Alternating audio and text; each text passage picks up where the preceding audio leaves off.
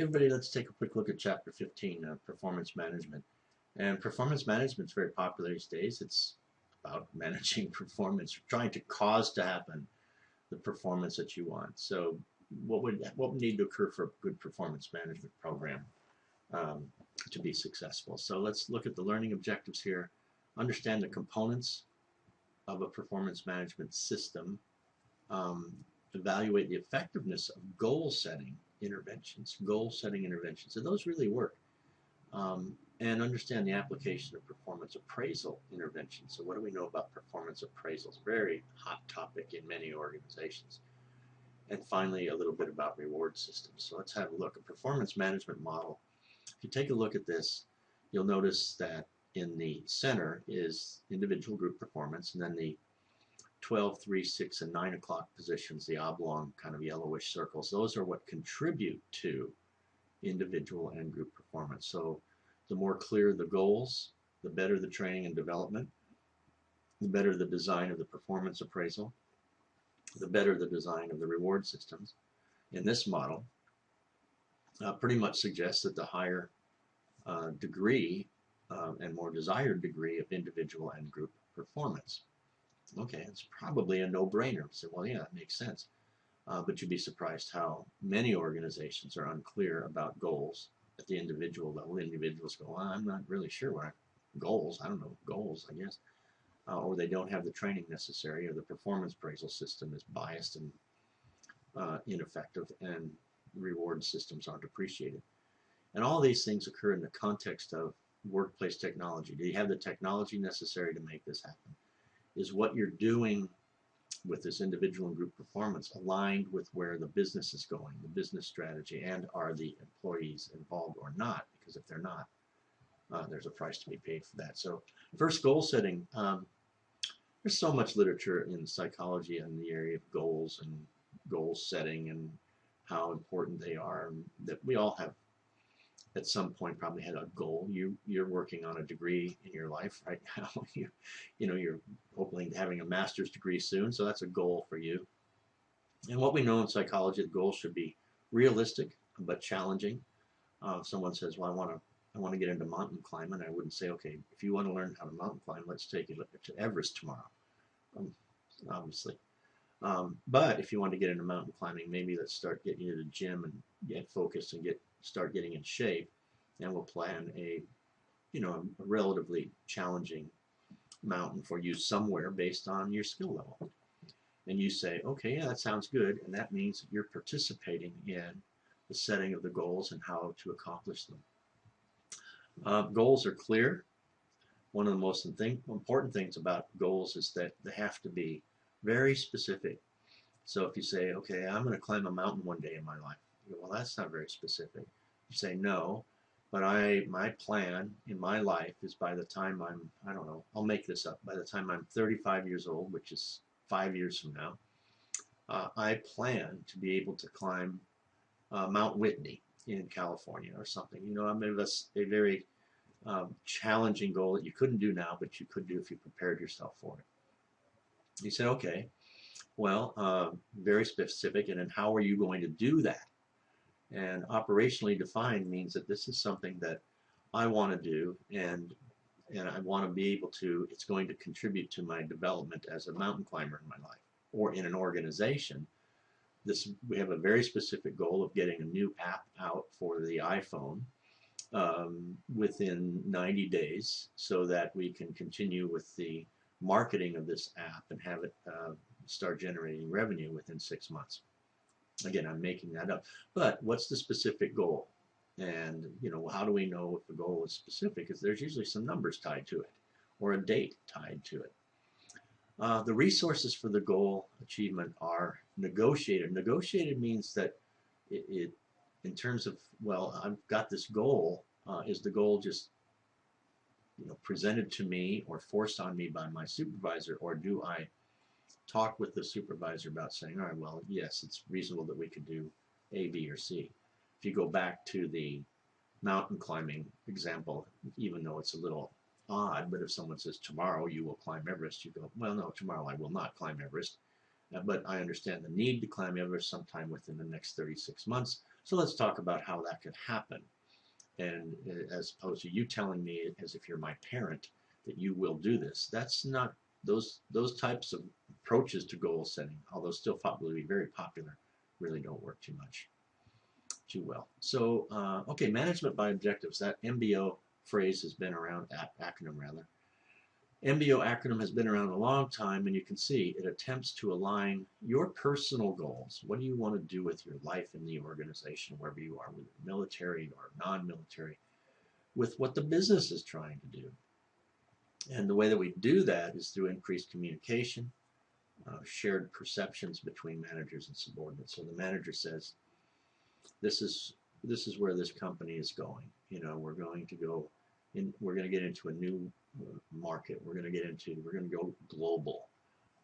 We're going to develop new products.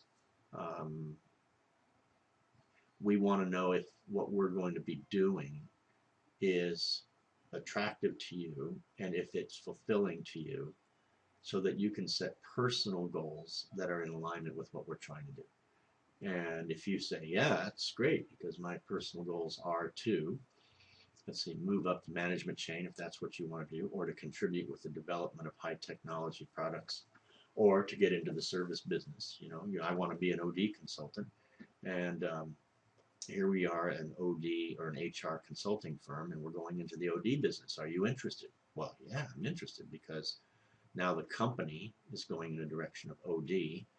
It's new to them, and I'm a new OD person. So yeah, I'm jazzed. If you, yeah, count me in, because you're going to get into the OD business, and as an employee, I'm a person who's getting my education in OD. Count me in. So, you know, now your goals are aligned with the business strategy of the company. So MBA programs, bullet 2, MBA programs may go beyond manager and subordinate roles to address individuals' work groups and to reconcile conflicts. In other words, the MBO process can be used for more than just aligning one's individual goals with the organizational goals. They can be used to help work groups. You know, here's a group. If you use the OD example, here's 2 or 3 people working in an HR consulting firm that does not do OD. Let's say they're 3 OD students in an HR consulting firm that says, hey, guess what? We're going into the OD business. This actually occurred to me back years ago. They said, we're going into the OD business and we need OD people. Are you interested? And I said, well, of course, I've got a PhD in OD. Why wouldn't I be interested? But there was a group of us throughout the United States. Actually, it was about 18 or 19 psychologists who were trained in OD, and they got us all together and they did this. They said, well, let's set some goals, and what we want to do is take OD into the marketplace that we have now that's related to something called outplacement and career management. So we want to go to our clients, our big clients that we have, that we've been doing kind of HR career management stuff, and say, hey, we also do OD. So we're going into a new market. Are you interested? And we all said, yeah, of course we're interested. And that shows the alignment between the organization and even groups of people.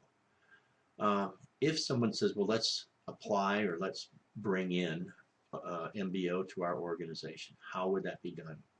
And here are the steps or the stages that an OD consultant would use. First, they would have to figure out a way and make it clear that if you're bringing MBO into an organization, everybody's involved. It's very difficult to just say, well, half of us do MBO and the other ones don't, because the goals of the organization have to be jointly shared. Second, goals are set jointly by the manager and the subordinate. So again, it's both of you deciding. In the case of an OD person in an HR firm, the HR firm says, hey, we're going in the direction of OD. Are you on board? And you'd say, yeah, but I want to have a hand in what it is that we're going to be doing as an new OD consulting firm.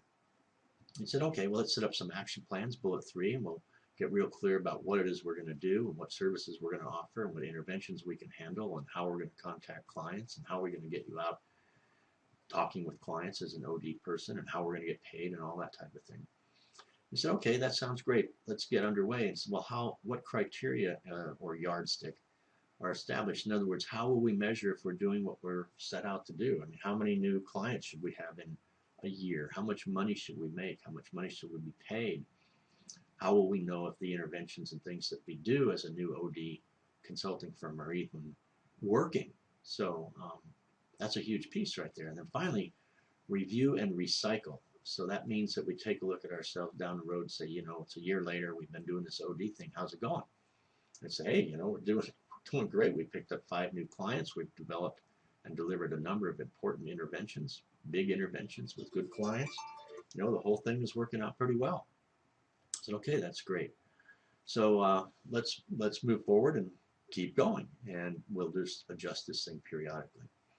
Talk a little bit about performance appraisals, because that's part of a performance management system. You know, if we're going to be performing, it would be nice to know that the performing that we're doing is important, and that we're getting good feedback, and that we're getting paid appropriately, and so on.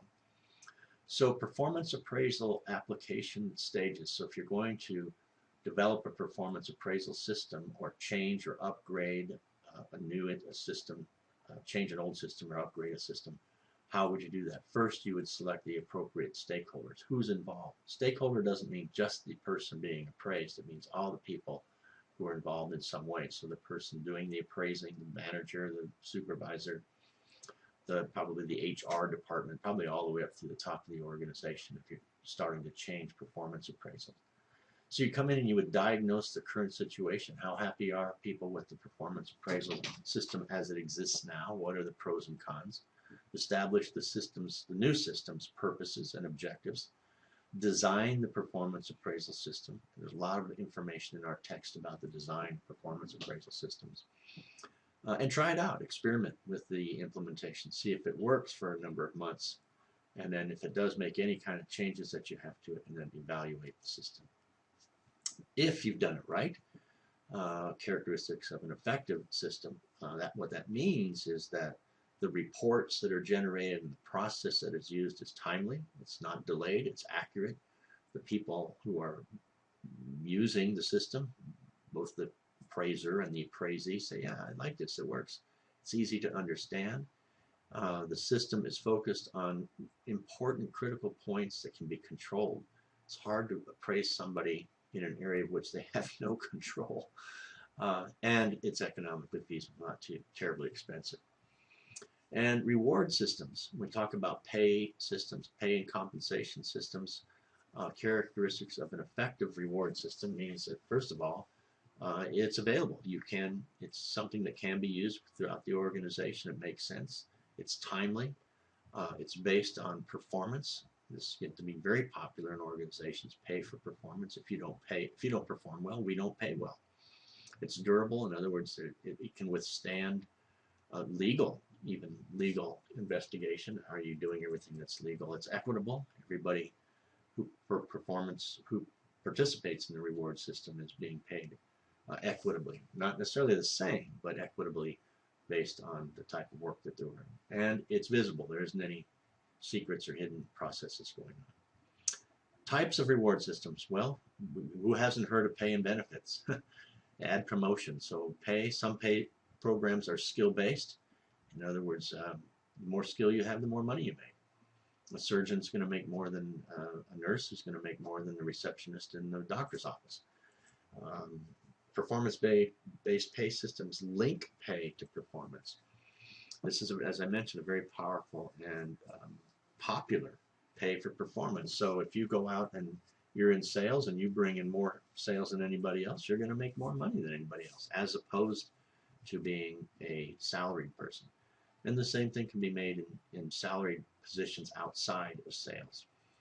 Gain sharing involves paying bonuses based on improvements in the operating results. So if you say, hey, I'm going to help, we've got an idea, we want to fix a broken process or make a process better so we get our apps built for the iPhone faster and they're more reliable, or we get this car built faster and with higher degrees of quality, and it contributes to selling more apps or cars and making more money, then we participate in the gain, the monetary gain.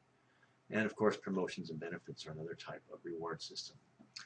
The gain sharing that I mentioned just a minute ago, the process of the design, these are considerations. Would you do gain sharing? You have to say, well, it depends. is the design of the gain sharing program, is it participative, everybody's in it, or do the people at the top decide who's in it? Organization unit covered, is it plant or company wide? Is it everybody in the company gets to participate in gain sharing, or only those who are selected? And then how would you determine how the bonus would work? What formula would you use? How would you determine, well, if you sold X dollars widgets, would you get this much? And if you sold more and more, would you get more and more? Sharing the gains, how and when to distribute. So, okay, does that mean every 6 months I get a gain sharing check? How does all of that work? And then managing the change and how to implement a system like that. You can imagine how some people would be thrilled with it and some people might not. So that's it. It's a quick and dirty look at performance management.